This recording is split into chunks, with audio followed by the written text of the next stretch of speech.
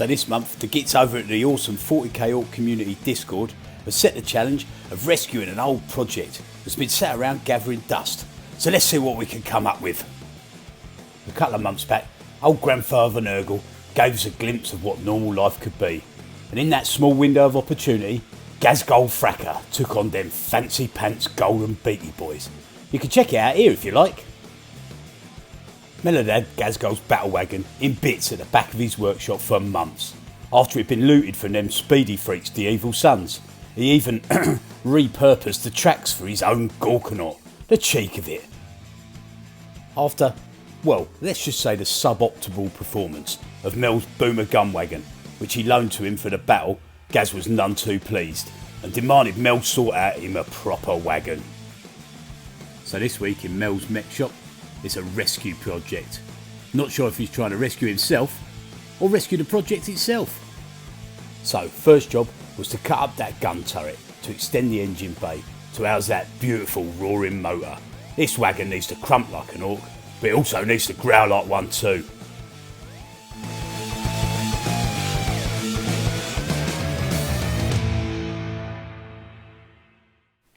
So with teeth being in short supply and plastic card being almost non-existent, it was time to improvise.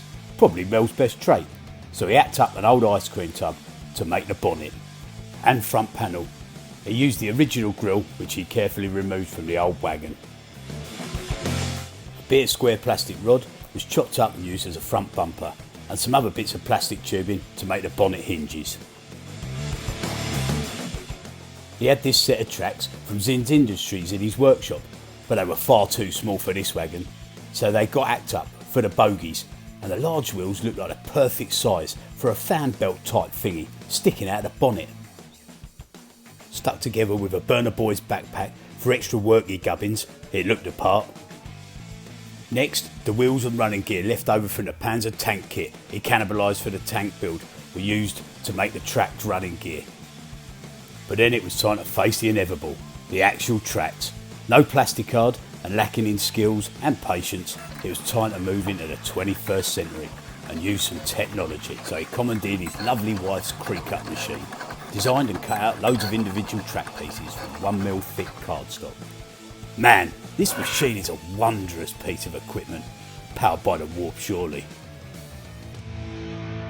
So with all the bits cut out and a quick dry fit, it was time to super glue them all together and fit them to the wagon.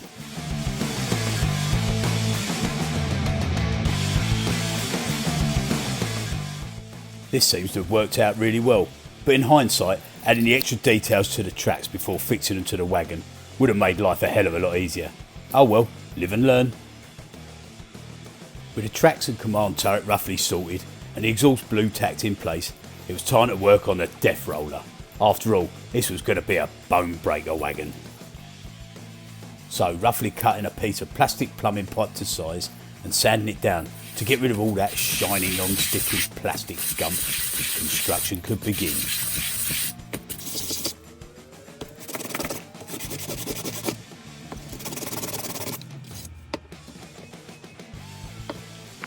So with a few cogs out of an old inkjet printer, man, that printer is the gift that keeps on giving. A spring and some plastic rods, straws and a few cake maker's dowels to make the shock absorbers on the sides.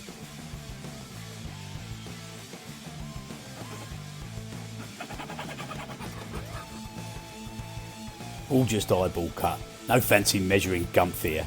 It was then it became apparent there was only one spring, big enough, left from the guts of the printer. So the other spring was made by wrapping some jewellery maker's wire, I think that's what it is, around one of the plastic cake dowels that was going to make up the centre of the shock. In the end, I think this looked pretty convincing. Let me know what you think in the comments.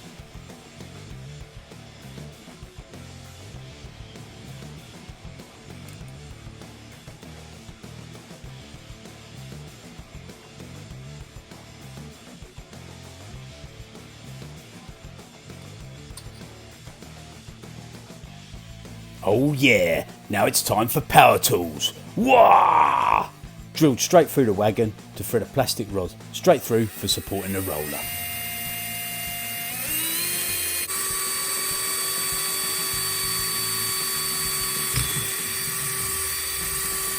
full of Orky finesse and precision here.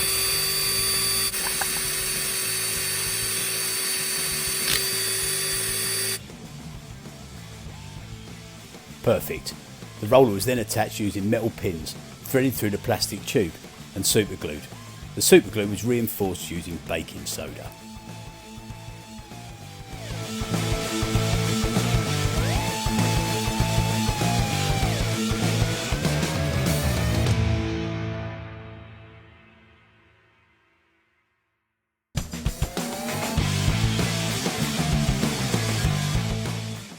It was then just a case of making 2 more small springs, using the tricks I'd already learnt using the jewellery wire.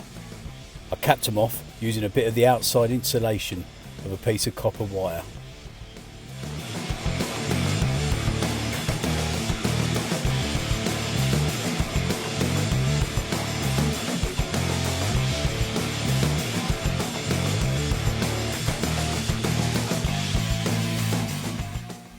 So that was it. All the basic construction of the death roller completed. Now it's just time to decorate it up with a bit of that builder's scrim tape, some modelling barbed wire, some plastic tubes and bits of sprue, all stuck to the roller and make it look suitably gruesome.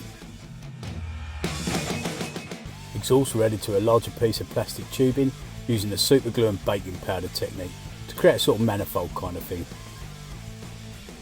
Then I started armour plating up the rear gunner's turret, which was made out of the end cap of some sort of puff pastry roll I pinched from work. Lovely.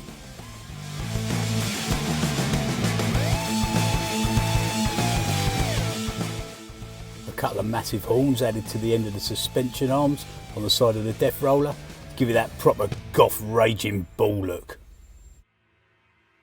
Then just added a couple of straps from the Burner Boys kit as hood straps to keep that hood from flying open when it was raging into battle. A bit of cable tie strapping added to the bottom of the turret to make a sort of runner for the cog that was robbed from the printer again, to make it look like it could actually pivot on the spot. A few hand cut rivets, a couple more Burner Boy packs added for some detailing, and loads of little circles cut from plastic tubing to detail up the tracks.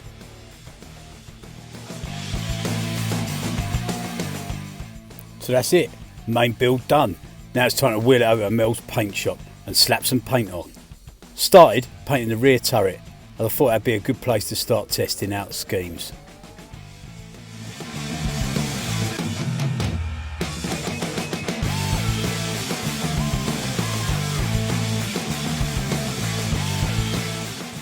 Happy with the test scheme on the rear turret, then primed the whole model in Vallejo matte black surface primer.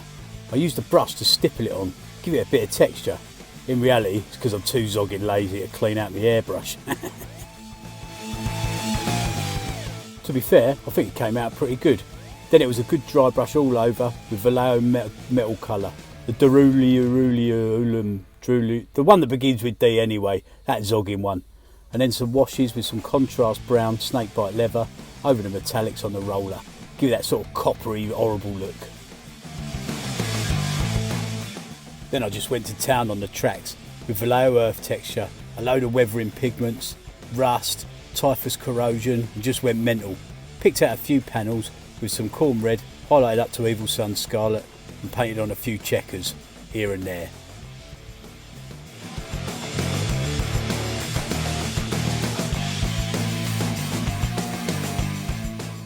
Then knocked up some gunner crew. I think this one's big shooter came from the Assault on Black Reach set, believe it or not. With the painting all complete, it was just then time to make up a test piece, to test out the effectiveness of the death roller. And what better piece than a dead ultramarine.